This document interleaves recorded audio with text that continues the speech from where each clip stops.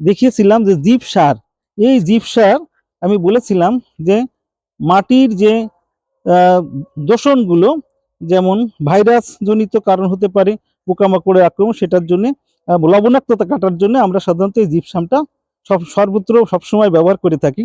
কিন্তু আমি যদি চুন ব্যবহার করি ওর পরিবর্তে, এই চুনটা ভিজিয়ে নিতে হবে। এটা ভিজালে ফুটে উঠবে এবং গরম একটা ভাব তৈরি হবে।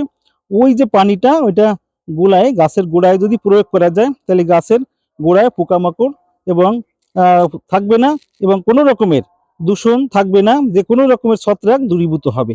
তো এখানে বন্ধুরা আর একটু যেটা একটু বলি, এটা কলার খোসা আপনারা দেখেছেন। এই কলার খোসাটা আপনার যে সমস্ত গাছে ফল আসে, যেমন বেগুন গাছ, টমেটো গাছ, উচ্ছে গাছ, শশা গাছ, সেই গাছগুলোতে যখন ফল আসার মতো হবে, তখন আপনারা এটা প্রয়োগ করবেন। এটা প্রচুর পরিমাণে ফাইবার আছে এবং এটা গাছের প্রচুর খাদ্য এখানে আছে, যা গাছ যখনই এইটা পাবে গোড়াতে এটা খাবার হিসাবে, তখন গাছগুলো খুবই সতেজ হবে এবং প্রচুর পরিমাণে ফল ধরবে।